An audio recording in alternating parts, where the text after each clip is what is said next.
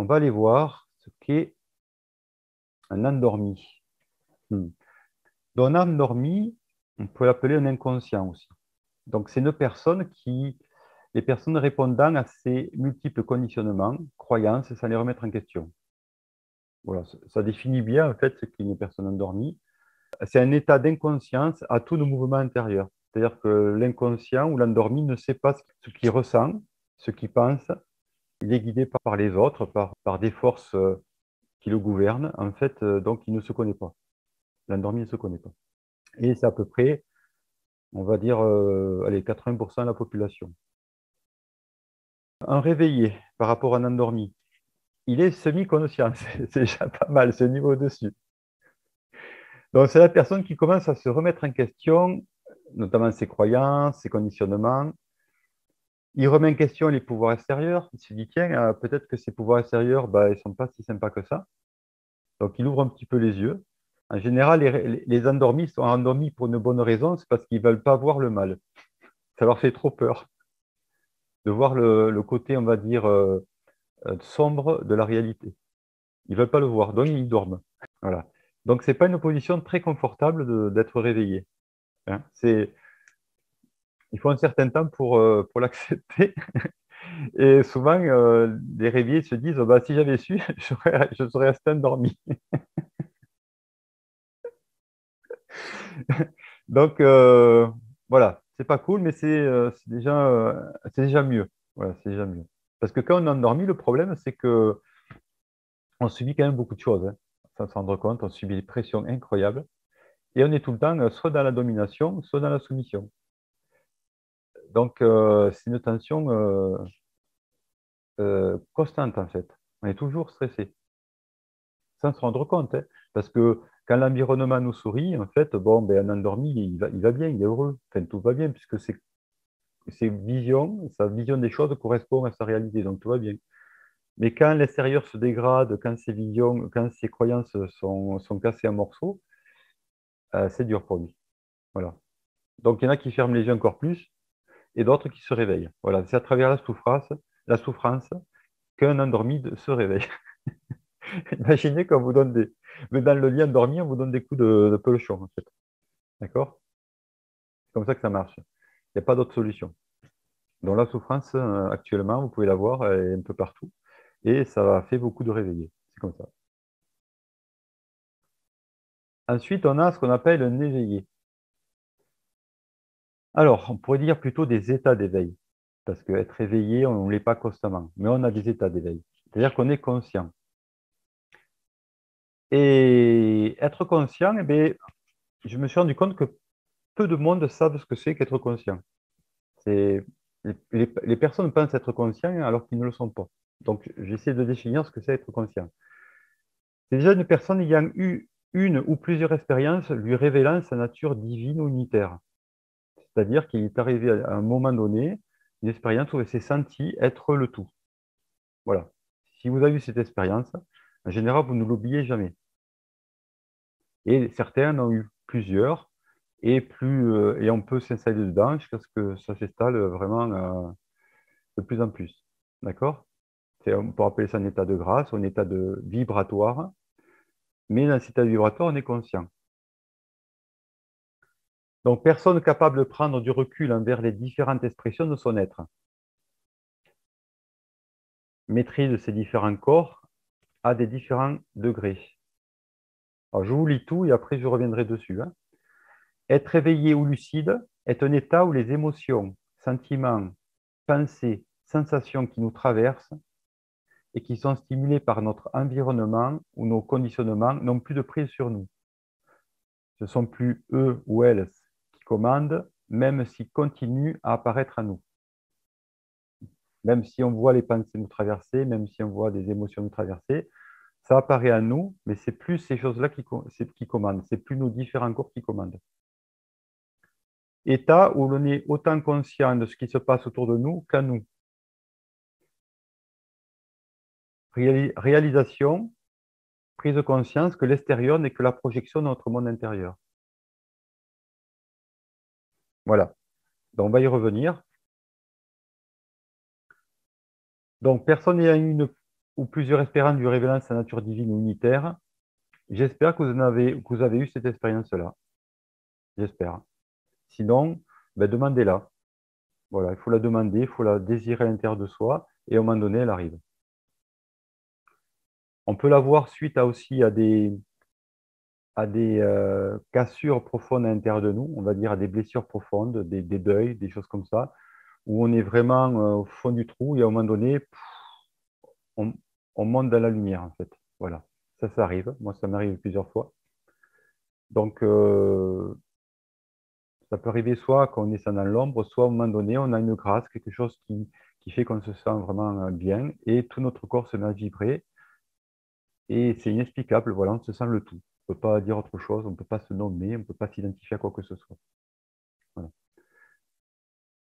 Ces personnes, en général, quand elles ont eu cette expérience-là, elles sont capables de prendre du recul envers différentes expressions de leur être, c'est-à-dire des différents corps. C'est-à-dire elles ont un recul. Elles ne croient plus à, à toutes les pensées qui les traversent. Elles ne croient plus à toutes les émotions qui les traversent. Même leur corps, elles ont du mal des fois à y croire. Elles savent qu'elles sont autre chose. Donc, si vous voulez, s'il arrive quelque chose au corps, c'est pas si grave que ça. On fait en sorte de l'entretenir, ce corps, de le bichonner, parce que c'est un véhicule comme une voiture dont on le bichonne. Mais s'il meurt, s'il arrive un truc, c'est pas grave. Voilà. Déjà, cette vision a changé. Pareil pour les émotions, pareil pour les pensées. On n'est pas attaché.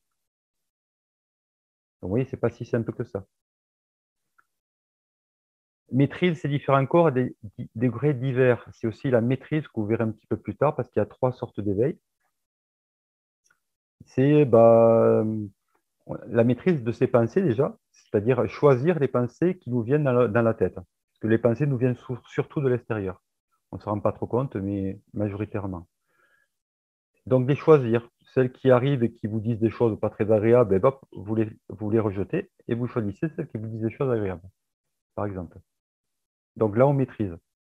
C'est-à-dire qu'on est conscient à chaque instant de ce qui rentre et ce qui sort. Il faut s'entraîner, hein, c'est que de l'entraînement. Pareil pour les émotions, on peut les choisir aussi. Il suffit de se concentrer dessus et on peut aller dans une émotion particulière juste en allant la connecter, puisqu'elles sont toutes à travers, elles nous traversent, mais elles sont toutes à nous depuis tellement longtemps qu'on y a accès, on va dire, à ces énergies-là, qu'en fait, on suffit de s'y concentrer dessus. Et vous l'avez tous fait, vous pensez à un souvenir heureux et à un moment donné, vous revivez l'émotion de ce souvenir-là. Donc, c'est pas, vous savez le faire. Pour le corps physique, c'est autre chose. Être éveillé ou lucide, on appelle ça lucide. C'est un état où les émotions, sentiments, pensées, sensations qui nous traversent. Hein. En général, on dit c'est mon émotion, c'est mes pensées, c'est mes sensations. Non, non, ça nous traverse. C'est pas la même chose.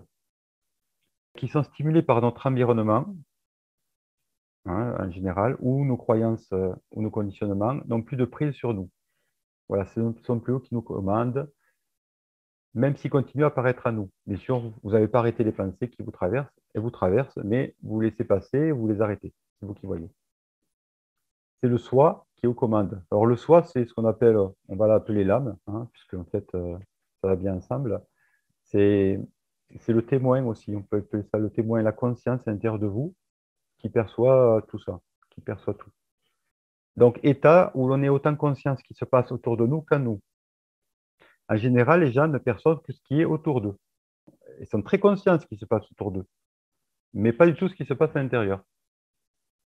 Et à un moment donné, plus on est conscient de nos pensées, plus on se rend compte que ce qu'on vit dans notre futur est la conséquence de nos pensées et de nos désirs, qui peut paraître logique dit comme ça, mais ce n'est que la conséquence. Donc en fait, c'est nous qui créons constamment notre futur, mais le problème, c'est qu'on n'est pas conscient parce que ben, voilà, on ne voit pas ce qu'on lance comme énergie vers l'extérieur. Alors, je finis sur l'éveil, après, je vous redonnerai la parole. Donc, il y a trois éveils. Le premier, c'est un éveil mental. Je ne suis pas ces pensées qui me traversent, je ne m'identifie plus à mes croyances. Bon, celui-là, c'est le premier éveil que les gens qui sont dits éveillés aujourd'hui connaissent.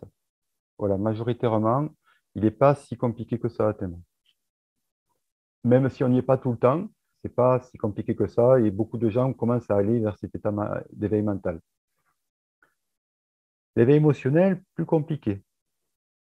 D'accord? Je ne suis pas ces émotions qui me traversent, je ne m'identifie pas à mes sentiments. Ça, c'est beaucoup plus dur. Donc, tant que vous avez des blessures, tant que vous avez des choses que vous n'acceptez pas chez vous ou chez l'autre, en fait, l'émotionnel va être fort. Voilà. Donc, tant que vous n'aimez pas inconditionnellement, l'émotionnel sera là. D'accord? Donc, c'est pour ça qu'il est plus difficile à atteindre. Il faut aller vers un amour inconditionnel, pratiquement. L'éveil corporel, je ne suis pas ce corps, je ne m'identifie pas aux sensations, aux perceptions de mes sens, à mes besoins primaires. Et par exemple, peut-être que vous en connaissez, aujourd'hui, il y a des personnes qui sont connues pour ne plus boire et manger sur Terre. Ils ont été, il y avait 4 ans, il y avait à peu près 7000. Il y a eu des films faits sur eux, Vivre de lumière, qui ont montré que c'était possible, hein, fait par des scientifiques qui ont montré qu'ils ne comprenaient pas, mais c'est possible. Et moi, personnellement, j'ai un ami qui a fait ça pendant 4 mois, et oui. Alors, lui, il buvait, mais il ne mangeait pas. Alors, quand on dit ne pas manger, il se nourrissait, mais de lumière, hein, de prana, ce qu'on appelle le prana, qui est dans l'air, en fait, le feu qui est dans l'air. Mais en fait, visuellement, on ne voit personne manger. Donc, c'est possible de maîtriser son corps et d'avoir un état d'enlever même ces conditionnements-là, qui sont très anciens, hein. Donc, on a l'habitude de croire que pour vivre, il faut manger et boire. Ben non.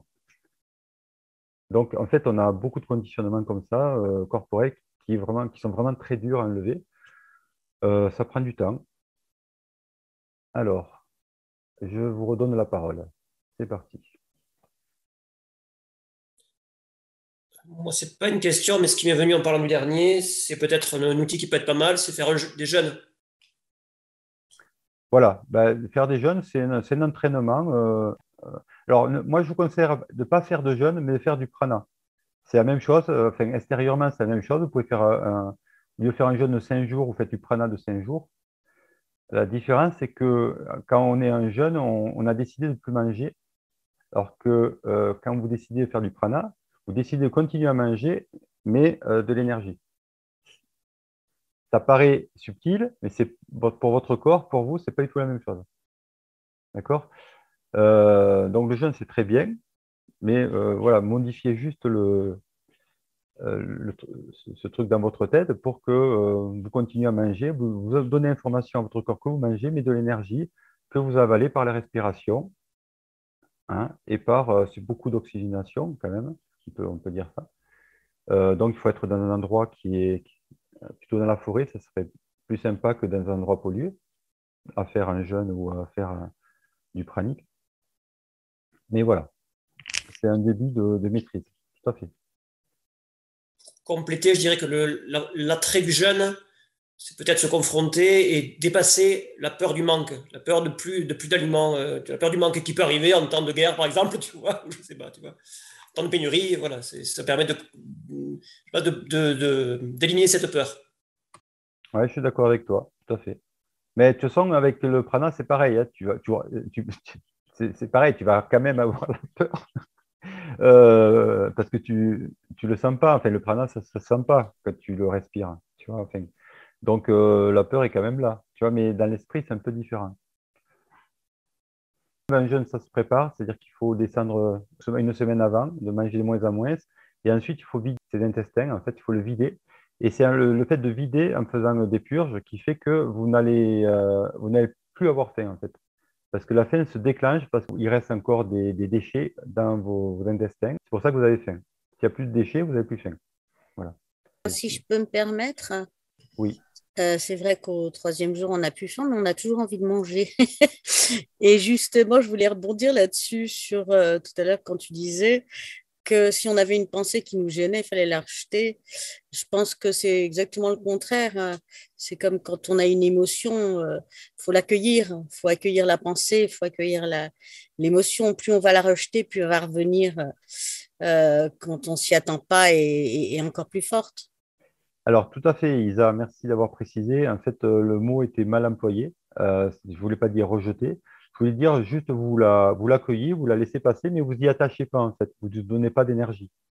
Voilà, c'est parce que elle ne vous correspond plus. En fait, il y a des pensées souvent qui ne vous appartiennent pas en fait, hein, en plus. Hein.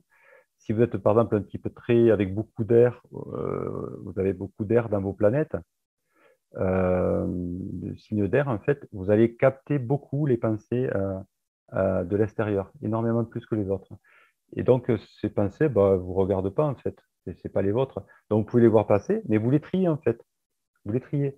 Ceux qui vous conviennent bien, ben, vous les gardez. Les autres, vous les mettez à la corbeille. Voilà.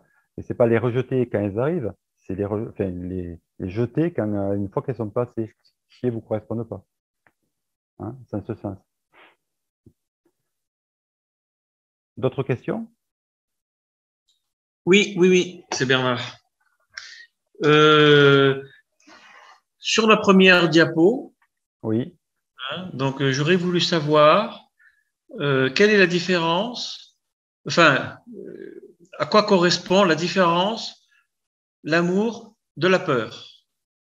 D'accord. Bah, Donc sur la première diapo, tu regardes, il y a écrit différence, l'amour de la peur, et voilà, quel lien peut-il y avoir? En fait, la peur apparaît, c'est une question de conscience. Voilà, on est dans une conscience universelle, imaginez ça. Alors, je vais vous le montrer autrement. Tiens, il y a un schéma qui va vous montrer ça. Voilà, ce schéma. Nous sommes toujours dans la source, dans une conscience qui est unitaire, cosmique, où là, la peur n'existe absolument pas. On ne sait même pas ce que c'est même pas un concept, en fait. Puisque dans l'unité, il n'y a pas de dualité. Donc, il y a vraiment, on est en dehors de toute dualité. Tout d'un coup va apparaître, alors c'est un peu compliqué, il faut passer par la géométrie sacrée pour expliquer, mais pour faire vite, va apparaître des consciences globales assez grosses, mais beaucoup plus petites que ces consciences cosmiques. On va dire des consciences collectives très très grandes, de groupe. Et ça va apparaître avec le minéral. Le minéral représente des consciences énormes. Imaginez que tous les diamants du monde sont connectés et ont un seul esprit sur toute la planète. Tous les émeraudes ont un seul esprit. D'accord? Donc, parce qu'il faut savoir que le minéral sert de connexion dans tout l'univers. C'est son rôle. C'est le maître cristal. C'est lui qui sert de connecteur entre toutes les choses qui existent dans l'univers. D'ailleurs, à l'intérieur de chacune de vos cellules, vous avez un mini quartz.